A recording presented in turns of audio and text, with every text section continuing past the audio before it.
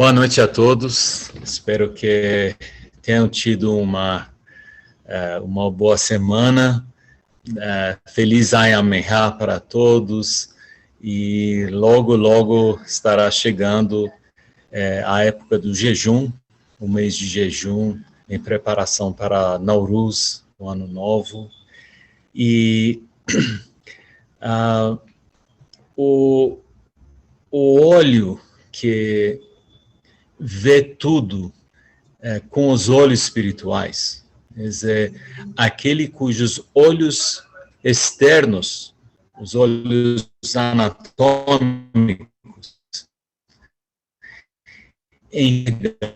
iluminado por visão e perspectiva interna, todos os aspectos da criação, a reflexão do Criador, ou seja, por onde essa pessoa, essa alma idealizada, por onde olhar, vai ver reflexo das qualidades divinas, do seu amor, da sua proteção, da sua generosidade. Então, nós podemos dizer que cada aspecto da criação é, em potencial, uma lição para nós. Cada canto da criação pode nos ajudar, nos aproximarmos a Deus. Um desses exemplos é o que chamamos de firmamento, o céu. O céu que à noite é cheio de luminários, cujo principal é a lua, e o sol que domina o céu do dia e é o único luminário visível de dia. Então, esses também, em muitas maneiras, refletem o mundo espiritual e nos ajudam a alcançar um conhecimento mais profundo da natureza espiritual e entender, pelo menos, ter um vislumbre, uma noção mínima da divindade. Todos sabem que nas escrituras baha'is, o Baha'u'lláh chama as orações obrigatórias e o jejum como, aliás, o jejum e as orações obrigatórias como o sol e a lua. Então, ele essas duas leis, essas duas práticas tão centrais à vida Bahá'í, aos dois luminários principais que nós vemos no céu, de dia e muitas noites. É interessante que eu acho que nenhuma das palavras e das analogias escolhidas nas escrituras sagradas é por acaso. Todos têm mistérios, todos têm motivos. Muitas vezes nós não conseguimos entender, ou podemos especular ou meditar a respeito. É curioso que nessa colocação, nessa citação, o jejum é assemelhado ao sol, e não as orações obrigatórias. É muito curiosa, porque as orações obrigatórias são uma obrigação, como diz o nome, permanente, são todos os dias. E o jejum é de um mês por ano. Um mês Bahá'í, 19 dias por ano de 365 ou 66 dias. Eu sempre achei curioso e hoje vamos falar um pouco a respeito. Primeiro, vamos falar um pouquinho sobre o conceito de oração obrigatória.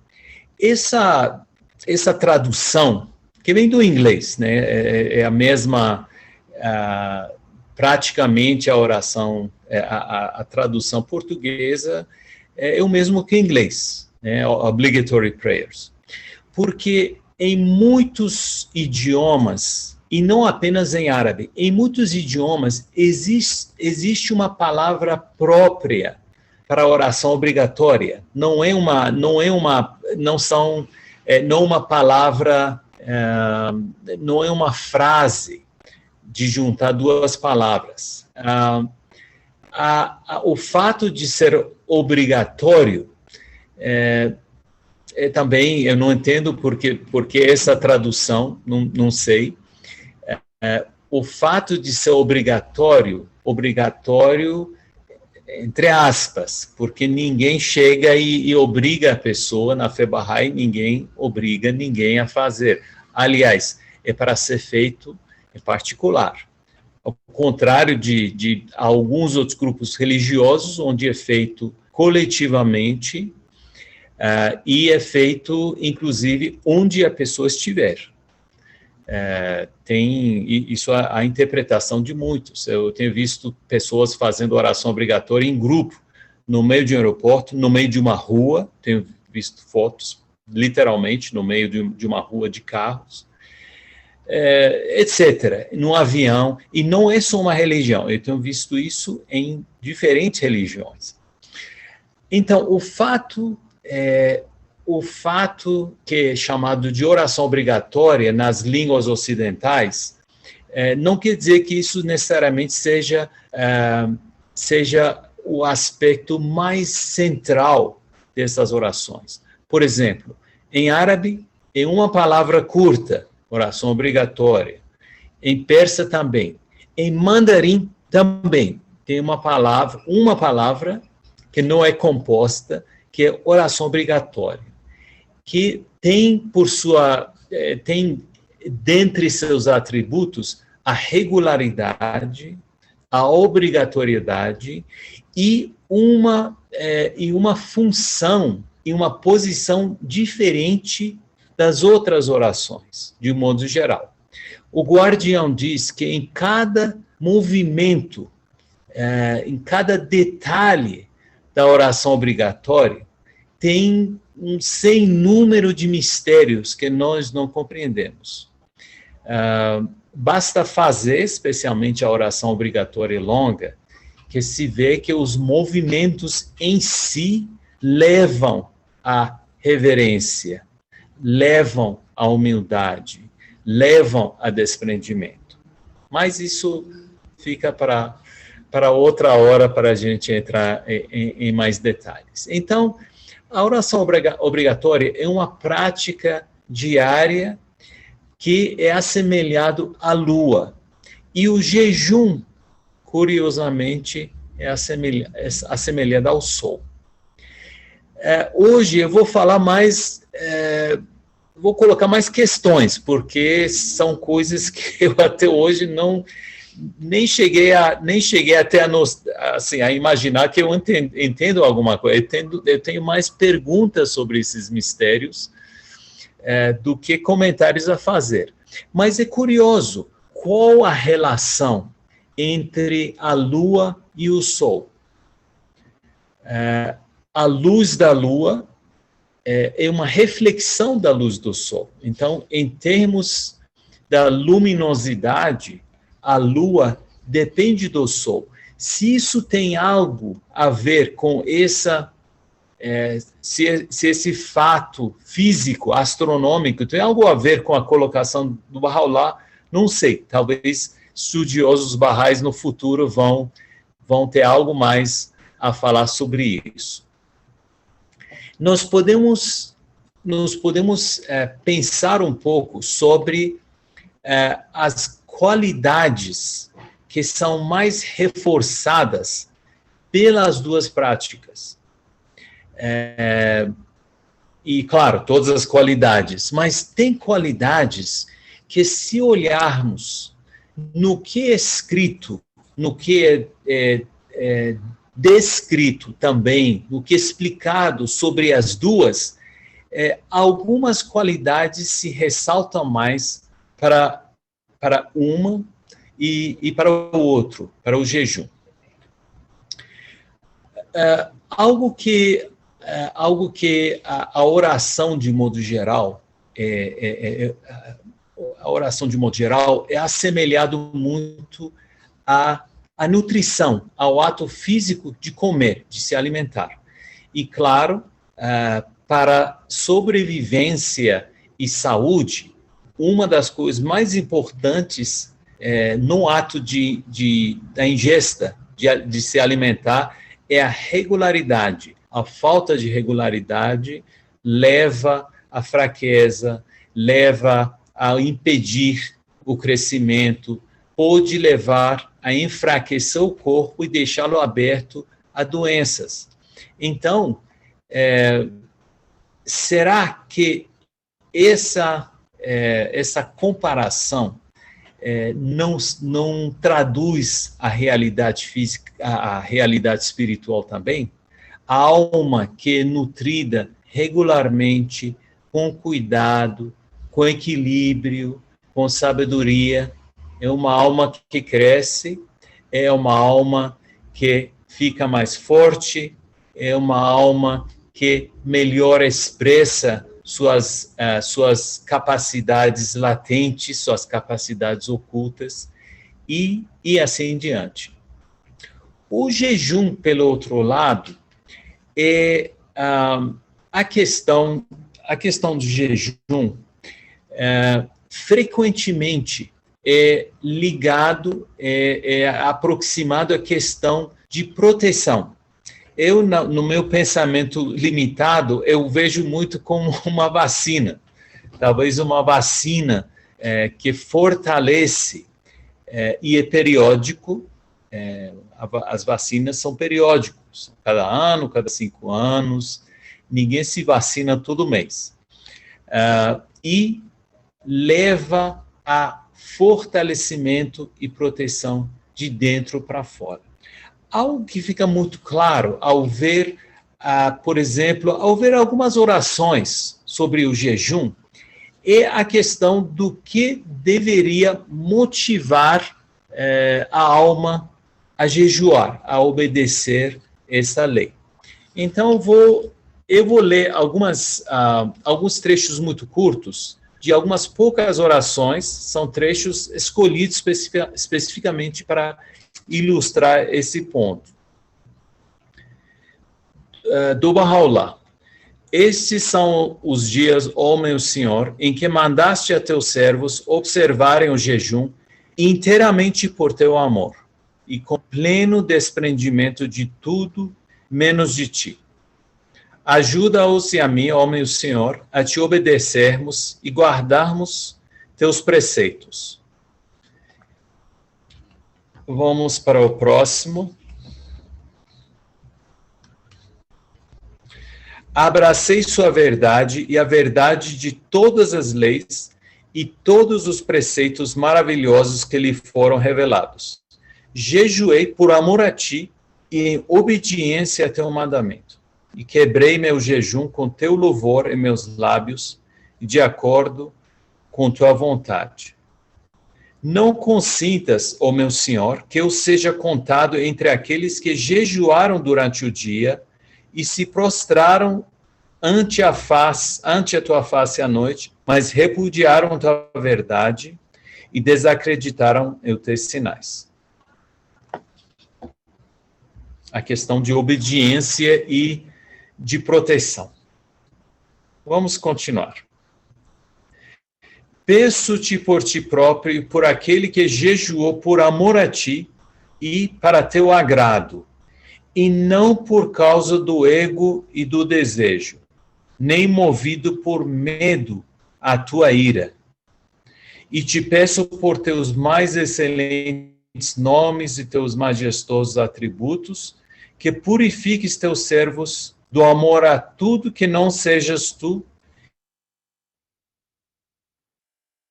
e que os aproximes do nascente onde alvorecem as luzes do teu semblante e da sede do trono de tua unicidade.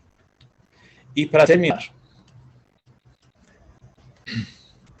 diz, ó Deus dos nomes e Criador dos céus e da terra, eu te suplico por teu nome, o Todo-Glorioso, que aceites o jejum dos que jejuaram por amor a ti e para teu agrado, e que cumpriram o que lhe ordenaste em teus livros e tuas epístolas.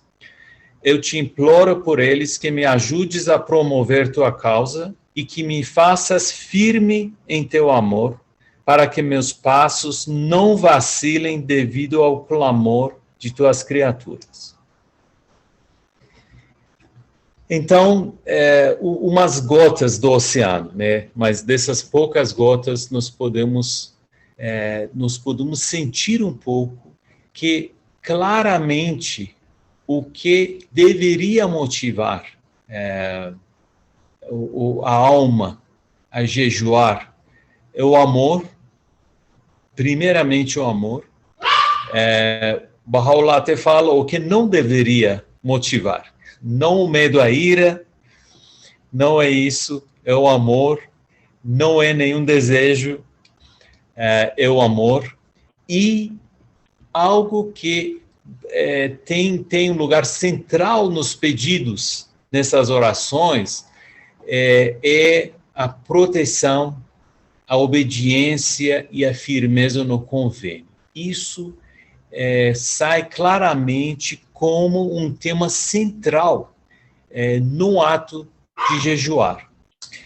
Voltando à questão da natureza e a reflexão das verdades espirituais na natureza material, na natureza contingente,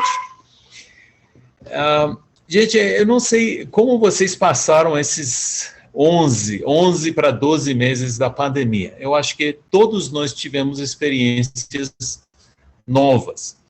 Uma das experiências que eu tive, eu tive tempo para começar uma hortinha muito pequena de apartamento. Mas olha, o que eu aprendi com essa horta foi muito, muito além de cultivar plantas.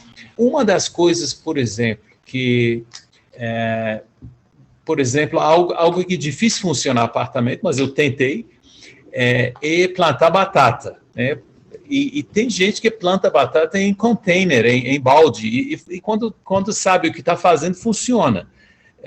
No meu caso não funcionou, porque eu ainda não sei o que estou fazendo, mas uma das coisas que eu aprendi, muito interessante, e que, claro, que tem muitos tipos de batata. Então, dizer batata em si já mostra que eu sou amador, não sou profissional. Mas algo que, das muitas coisas que são necessárias para plantar batata, é que precisa de água, mas de um certo jeito. A batata precisa, as raízes da batata precisam ser encharcados. Sim, quando você dá água, quando chega a hora de dar, tem que ser muita água. Tem que percorrer a água e ir descendo na terra para as profundezas. Mas isso não pode ser todo dia, não pode ser toda vez. Quando dá, tem que ser assim. Mas aí tem que deixar escorrer, tem que deixar passar e o solo começar a secar. O excesso de água mata a planta, mata esse tipo de planta, ou apodrece, ou cai enfermo a vários fungos. Mas quando é dado uma chance a secar, aparentemente é o momento que as raízes começam a procurar mais e começam a crescer e se estender. Então, essa ciclicidade é uma característica que é muito interessante. E a mesma coisa pode ser, as mesmas analogias podem ser encontradas na vida física e espiritual do ser humano. Nós falamos que o jejum é algo periódico, são 19 dias, no caso dos Baha'is. Em outras religiões são períodos diferentes, entre os, sim, Tem alguns que têm um jejum assim, parcial de 48 horas, tem outros que têm um jejum de 30 dias. Então, são diferentes, mas todos têm a questão de periodicidade. E são ligados à questão da obediência e da proteção. Tem estudos crescentes que mostram que o jejum físico também tem vários efeitos benéficos, quando é feito de maneira dirigida e correta, elevado a isso. Então, a questão de ação durante alguns períodos, os taoístas, por exemplo, fazem isso. Os taoístas de purificação, de proteção e de renovação. Alguns fazem no início do ano, para renovação. E tem vários estudos que mostram a questão da proteção contra várias doenças crônicas, doenças do século XX, que hoje são as maiores cargas de doença nas sociedades industrializadas, são de doenças crônicas, não são de doenças infecciosas, são de doenças não transmissíveis. Então, esses estudos mostram os efeitos físicos, em saúde física. E a questão da proteção espiritual também é algo que é enfatizado bastante nas escrituras sagradas de diversas religiões. Agora, alguém pode perguntar, o ato em si de abster de comida e bebida que traz esse efeito? Mais uma vez, nas explicações, principalmente de Abdu'l-Bahá e o Guardião, Abdu'l-Bahá deixa claro, coloca até nessas palavras, que a abstenção de comida em si não tem um significado maior se não for acompanhado pelas mudanças internas que tem que acompanhar quem está jejuando. E numa das escrituras diz que se Deus considerar que alguém que jejuou, não jejuou, se Deus não aceitar, assim será. E se Deus considerar que alguém não fez o jejum, literalmente, mas se Deus considerar que essa pessoa obedeceu à lei de jejum, então é aceito. Então, nós vemos duas coisas. Primeiro, que a mera abstenção de comida, o ato de abster da comida, em si, não tem um efeito espiritual. Inclusive, nós temos, está na moda, nós temos todos os tipos de jejum. Tem pessoas que fazem jejum disso, jejum daquilo, cortam uma categoria ou outra. É uma variedade que foge, assim, o número aumenta cada vez mais. Se isso não for acompanhado por uma consciência que nós estamos seguindo uma lei divinamente ordenada e principalmente motivado pelo amor puro, pela obediência pura, por aquele apego ao contentamento de Deus conosco. Se esses acompanharem o ato de jejum, sim, aí sim, tem tudo para dar o efeito desejado. Então, dado que nós estamos, já passamos das 19 horas, eu gostaria de terminar de falar um pouco cedo e vamos discutir um pouco, mas eu gostaria de convidar que as pessoas, que os queridos amigos, compartilhassem suas experiências, tanto física quanto mística, com a questão de jejum.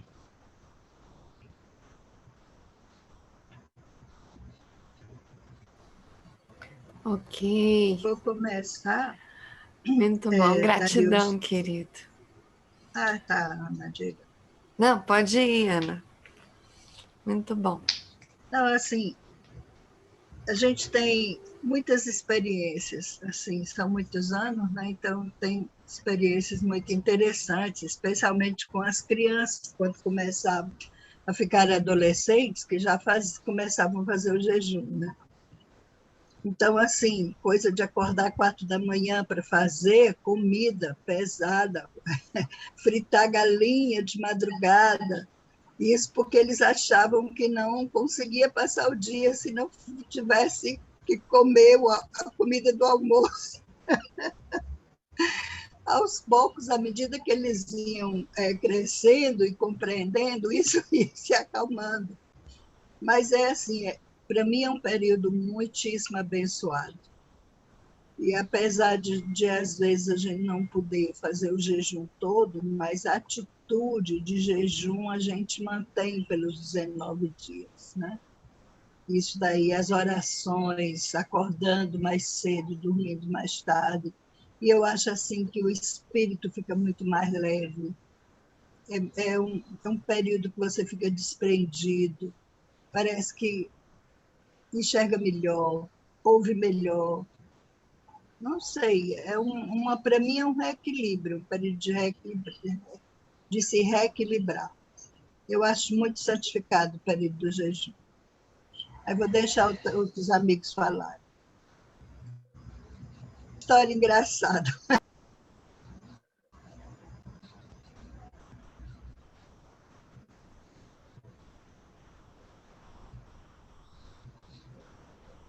Não sei se vocês sabem, essa questão de jejuar antes de partir para uma jornada espiritual, uma busca mística, também é um tema universal. Um dos discípulos do Bab, um daqueles que procurava o Bab, não me lembro agora se foi Mullah Hossein, se foi Godus, mas ele decidiu jejuar por não sei quantos dias e dizer uma frase das escrituras muçulmanas 12 mil vezes.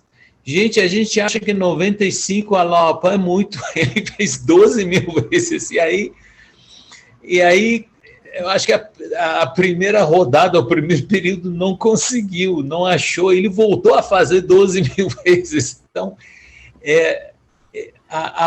o significado do jejum tem múltiplos significados. Muitas vezes é feito em preparação para uma fase, uma iniciativa espiritual especial.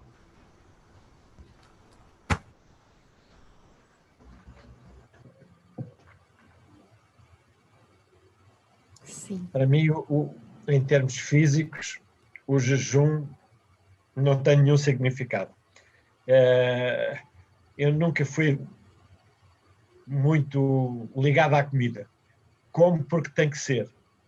E fisicamente eu aguento perfeitamente o jejum. Nunca tive o mais pequeno problema em fazê-lo. Fazer jejum físico ou não fazer, para mim, é absolutamente igual. Mas eu sinto o período do jejum de uma forma diferente, apesar de não sentir nada da falta de comida ou disto ou daquilo. Não.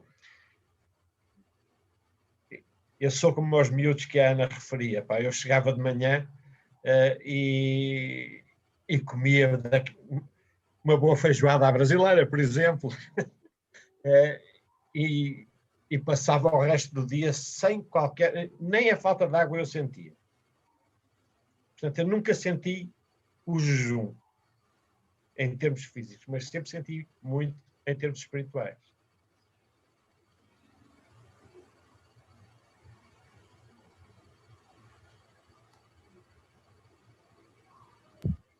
O que Mas você tem nota, sonhos assim? mais vívidos, né? Queria continuar aqui com o José Luiz. Em termos espirituais, como que você descreveria o que você... Não sei, não sei, não há palavras, não é? Sim. Aí a gente sabe que é autêntico. E não sabe descrever porque é autêntico. É um período que me dá muita assim, serenidade. E foi um exercício da paciência, né? Eu sou uma pessoa muito ansiosa, eu sempre fui assim, né? E nesse sentido é uma coisa de dar exercício da paciência e de trabalhar. E cada ano eu procuro trabalhar uma qualidade, né? Procuro. Se eu consigo, eu não sei, né? Só a graça de Deus. Mas é esse que eu faço. Como o José Luiz falou, eu tenho dificuldade. Eu sempre fiz. Eu nunca parei um dia de não fazer.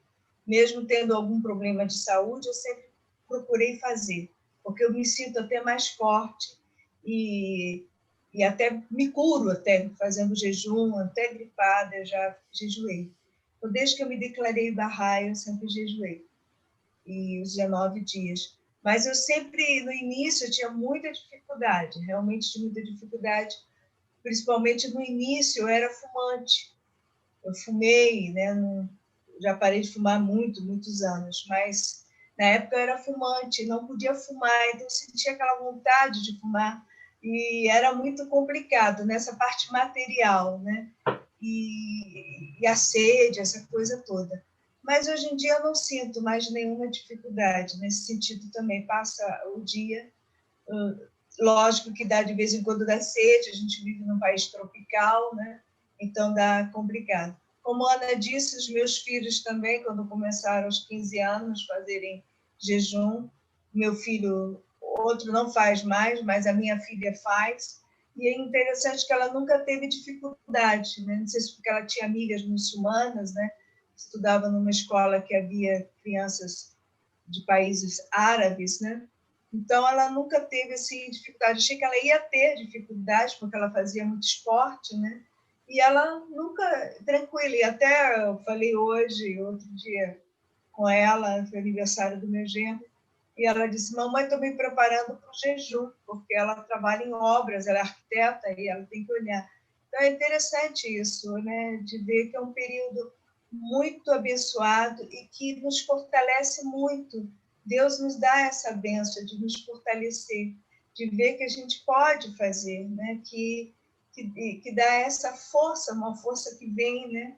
E essa fraqueza de falar, nossa, tem... A minha mãe, quando eu jejuava, quando estava lá, dizia assim, pelo amor de Deus, que coisa, que religião louca, você fica o dia inteiro sem beber água, assim, no início, né? Então, ela vinha atrás de mim com uma água, quando ela estava aqui em casa, com um copo d'água, e essa coisa toda, né? E depois ela se acostumou. E aí eu falei, mamãe, a gente consegue, não é problema nenhum, a gente faz sem problema, assim. E trabalhando, eu trabalhava de manhã à tarde e estudava à noite, né? Então, e a gente conseguia. Então, eu acho que uma coisa, Dariush, é essa fortaleza, é uma das qualidades que também sobressai, né, do período de jejum, né? E, lógico, orações obrigatórias também, mas o jejum nos dá essa fortaleza, essa força espiritual para a gente trabalhar isso. Né? Obrigada, gente. Falei muito. Sim, querida. Eu queria, se me permitirem, né, os amigos já falaram lindamente sobre jejum, eu queria passar, Darius, para a Lua. Uma coisa que eu sempre quis saber é sobre os gestos, né, as posturas que a gente tem na oração obrigatória. Então, você poderia falar um pouco sobre isso? Porque eu queria muito saber por que a gente tem essas posturas, o que significa dentro da oração, né?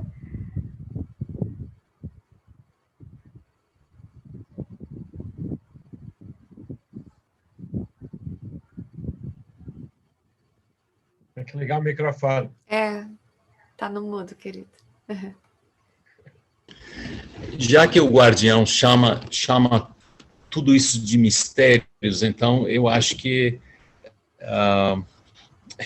eu teria muita dificuldade de responder. Eu diria o seguinte: eu acho que de modo muito simplista, já que eu na tentativa de entender, eu estou numa fase muito inicial, nunca consegui sondar isso. Eu acho que nós poderíamos dividir as explicações entre aqueles que são mais óbvias, ou talvez são sentidos, nos sentimos a experiência, e aqueles que têm um nível de mistério, de compreensão maior. A sequência, porque a sequência é isso, porque levanta as mãos e diz alopa 3 vezes, e outra vez não levanta as mãos e diz. Os movimentos, de modo geral, primeiro que nós fazemos a oração obrigatória, virado fisicamente para o Qeblé, para onde os restos mortais de Bahá'u'lláh estão. Então, começa com esse gesto, esse ato físico, que tem um efeito profundo.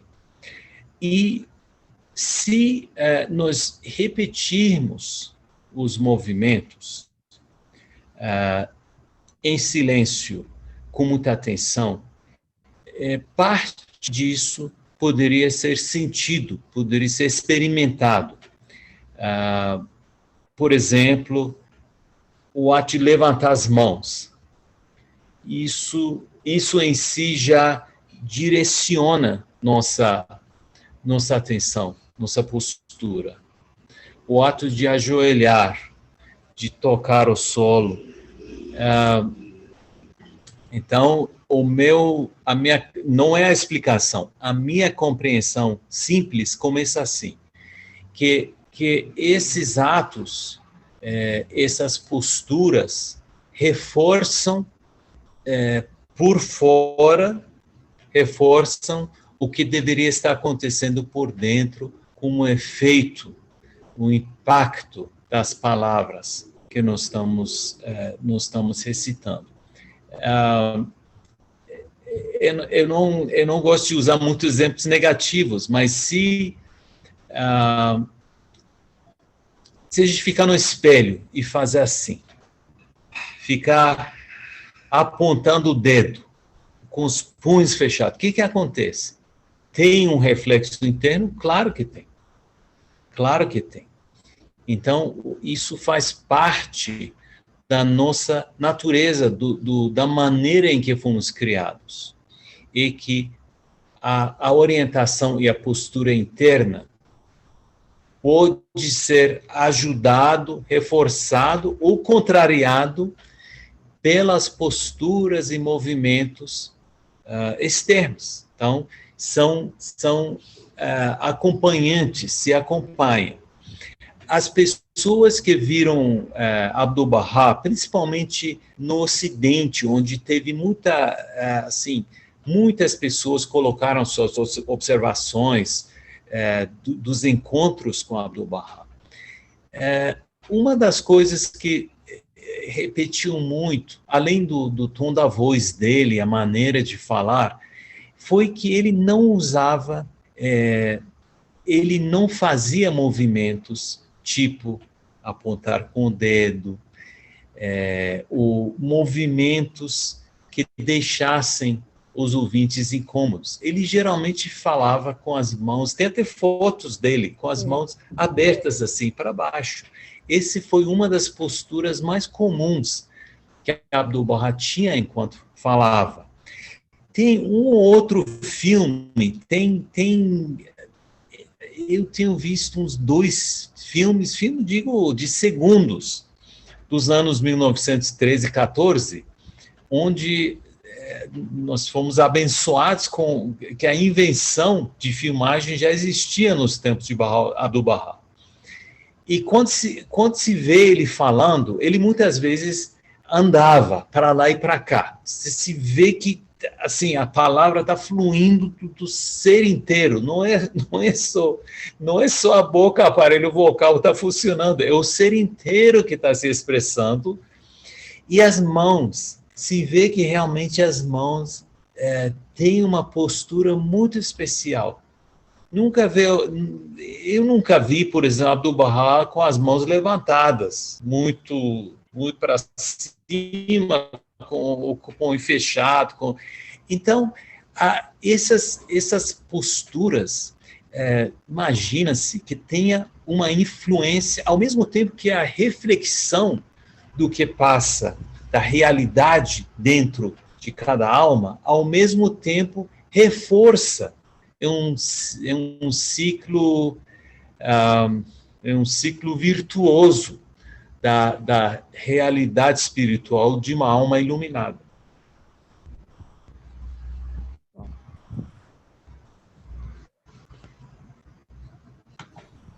Muito bom. Muito bom, Darius. Obrigada.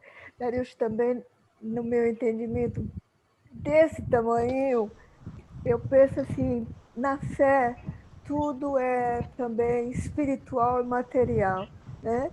Assim, Bahá'u'lláh veio trazer as leis espirituais e para a nossa vida material também, como, por exemplo, o jejum. Apesar de o amado mestre falar que a parte física, né, de abstenção de comida não é importante, mas tem um benefício muito grande na saúde de todos nós, né? Eu conheço pessoas que têm colesterol, depois do jejum está zerado, né? E os médicos falam mesmo que após o jejum a gente está numa boa, tudo está direitinho, né? Está tudo zerado. Na oração também obrigatória longa, com todas aquelas posturas, eu acredito também que tem uma influência física, né? De você poder fazer, sabe, como se estivesse fazendo um alongamento também, se prostrando e tal. E, como você falou, acompanhando as palavras. Na hora de demonstrar humildade a Deus, você se prostra no chão, você põe a testa no chão, né? Coisas desse tipo. Eu acho assim maravilhoso mesmo. A força da nossa amada fé é uma coisa incrível. Obrigada, Darius. Obrigada, você é uma paixão. Eu acho que sobre esse último comentário meu, eu terminei e senti que não falei nada, mas a verdade é que é muito difícil. Eu acho que tem coisas que, experimentando, é que se começa a compreender. Eu não me conto entre as pessoas que experimentaram do jeito que devia ser experimentado, mas eu acho que tem algumas realidades que realmente fogem das palavras e da compreensão, daquela compreensão que surge do mundo materialista. Então, o que podemos tentar ao melhor seguir e implorar a Deus que aceite, né? Tudo é condicional à aceitação de Deus. Exatamente. Ariba, querida. Foi uma explicação maravilhosa, como tudo que disse Darius. E eu queria lembrar também que o corpo é o templo da alma, né? Então, a saúde espiritual influencia a saúde física e vice-versa, né? Então, a gente tem que manter a saúde física. 30 anos atrás, quando a gente falava de jejum, ou quando a gente jejuava, as pessoas se assustavam. Como assim? Como assim você não bebe água? Como assim você passa 12 horas sem comer? Enfim, hoje, quando a gente fala jejum, fala, nossa, isso faz bem, né? Quer dizer, eles pensam que a gente está fazendo para o bem do nosso corpo, né? Então, está menos mal do que antigamente, né? Então, a ciência vem comprovando isso. Eu acho que esses gestos também, a ciência vai chegar a esse ponto de entender que são necessários para o nosso corpo, né? Então, eu acho que cada vez mais estão chegando a isso. Estão estudando isso tudo, né? Então, é isso. Eu acho que esses gestos todos, com certeza, tem benefícios que realmente a gente não vai conseguir explicar agora e a ciência também não chegou a tanto. A gente faz o jejum por amor e obediência, né? A gente fez a vida toda, né? Os Baha'is fizeram sempre, e hoje a ciência está chegando a esse ponto de, poxa, jejum isso, jejum aquilo, como o Darius falou, que são N jejuns hoje, né? Na tentativa de melhorar o corpo, né? Mas a gente faz por amor e obediência e com certeza tem benefícios que a gente talvez nunca vai saber. Porque em algum ponto a ciência vai saber, mas em outros pontos a gente nunca vai saber. Pois olha, só para vocês rirem, porque é época de Ayam, é época da gente rir muito e ficar feliz também, né? Pois para os jovens, minha filha, eu acho que não fazia bem para o corpo, não, porque eles iam quebrar o jejum na pizzaria, Primo Piatto, e entre eles viam quem era que conseguia comer mais pizzas. Era rodízio, e aquela monte de menino Bahá'í, eram assim uns 15 ou mais, e quando os garçons vinham, diziam, eita, os Bahá'í, lá vem prejuízo, porque eles iam em bando, né, e comiam muito. Então, eu acho que essa parte do jejum físico não resolvia, mas que era mais uma disciplina, né? Era uma disciplina espiritual, e assim, a gente, mãe sempre ficou pegando no pé, né? A gente sempre orientava como quebrar o jejum, né? Uma sopinha, depois a parte mais sólida, aos pouquinhos, né? Mas eles não queriam saber de nada disso, não. E eles vão falar a mesma coisa para os filhos deles, e talvez os filhos deles vão fazer a mesma coisa. Juventude é isso, é rebeldia. Era muito engraçado, experimentar entendeu? tudo. A época toda era uma alegria quando chegava o período do jejum. Sempre tinha aquela... E tinha aquelas brincadeiras que eles tiravam. Quantos minutos faltam? Aí ficava aquela corrida no relógio quando dava perto da hora. Então, quer dizer, terminava sendo uma coisa divertida, nunca foi assim um sofrimento, nem um peso. Era engraçado. Pois é, muito obrigada, gente, porque todo período de preparação é importante, tudo que a gente puder refletir de preparação. Grata, Maria Trude. Beijo, vocês. Grata pela presença de todos vocês. E acho que tem uma coisa interessante, né? Que essa coisa às vezes as pessoas falarem, como a Virgínia, né? Acho que minha mãe já fez várias vezes perguntas assim, mas é certo esse negócio de vocês ficarem 12 horas sem comer, sem beber?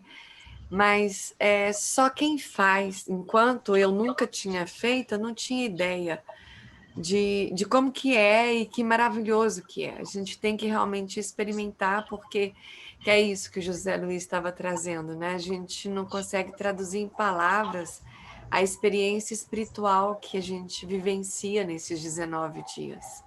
A sensibilidade que a gente fica, né? O estado especial que a gente fica nesse período. Então, acho que, além de ser obediência, assim, que eu percebo em mim, além de ser por amor, existe esse desejo de querer experimentar novamente o que eu experimentei no ano passado. Às vezes eu brinco de falar assim, eu queria fazer mais vezes o jejum durante o ano. E é impossível, né? É interessante isso. Só conseguimos naquele período ali fazer daquela forma, que é como foi determinado, divinamente determinado, né? E assim, para sossegar a Dona Ieda, na verdade é só uma mudança de hábito, Dona Ieda. Porque você pode comer tudo o que quiser antes do nascer do sol, até você não aguentar mais, e pode comer o resto, né? Ficar a noite toda comendo se quiser. Também ninguém aguenta. E geralmente tem alguns cuidados, né? Que é quebrar com uma sopinha, uma coisa mais líquida, depois você come uma salada, depois um prato mais substancial, né? Para também não ir dormir tão pesado, né? Então tem assim aquela. E outra coisa, lembra, Ana, acho que Virginia lembra também, quando a gente fazia o jantar progressivo, que era comia a entrada na casa de um, aí aquele monte de carro para a casa de outro, comer a salada, aliás, a entrada na casa de um, né? Depois o prato quente na casa de outro e a sobremesa na casa de outro. Então, quando já pensou chegar em 5, 6 carros assim, de repente, era muito bom. Vocês não pegaram esse tempo, não? Eu Acho não que peguei Virginia isso, ainda não. lembra, né? Mas Virginia acho que pegou, não pegou? Eu lembro que era na época do Ayamirá. O jantar progressivo que a gente fazia? Não lembro na época do jejum, não, mas o Ayamirá... Mas época de jejum também, a gente... Então, talvez a gente fez no Ayamirá, que é muito próximo do jejum, né? Eu lembro, mas eu não tenho... Eu lembro, sim, eu lembro quando eu morava em Amsterdã, aqui, séries que morava aqui no Plano Piloto, na Asa Sul, eu lembro, assim, disso, mas eu penso que era na época do Ayamirá, mas pode ser porque é muito próximo, né, do jejum, e pode ser que eu tenha também achado, mas era divertido. Era bem eu sei que a gente sempre chamava alguém para quebrar o jejum em casa. Isso então, sim. Por isso que eu estou... a gente sempre convidava alguns amigos para quebrar o jejum conosco. Ou, às vezes, a gente era convidado também por algum amigo, então ainda tinha mais isso, né? Agora, com a pandemia, está difícil. Ano passado nós não tivemos, né?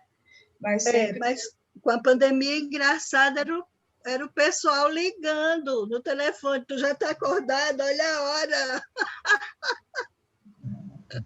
Não tem jeito, não, viu? Quando o pessoal se articula antes, é muito engraçado. Ficava, né? Já comeu alguma coisa no final do jejum? Já pode quebrar, olha a hora. E agora aqui é mais cedo, né? Aí, por exemplo, 5 e pouco esse ano vai ser 17h30, aí aos poucos vai diminuindo 1 minuto em cada dia, né? Dependendo, vão diminuindo os minutos. É diferente. No Brasil a gente começa com 6, nós estamos já com o calendário, vai ser 6. A gente já está aqui é diferente, mais cedo. 8h34. Onde o sol nasce mais cedo. A Assembleia Local já mandou. A Assembleia já mandou para a gente também. Primeiro dia a gente já está com os horários certos aqui. Mas é muito cedo, é 5h30. 5h30 aqui. Aí no Nordeste é bem mais cedo, né? 5h30. Mas também 17h30 já está liberado. Tudo mais cedo também. É mais cedo. É mais cedo. Tá certo, queridos amigos. Gratidão pela presença de todos vocês. Vamos estar nos preparando, né? Estamos aí aproximando. Querido Darius, foi muito bom.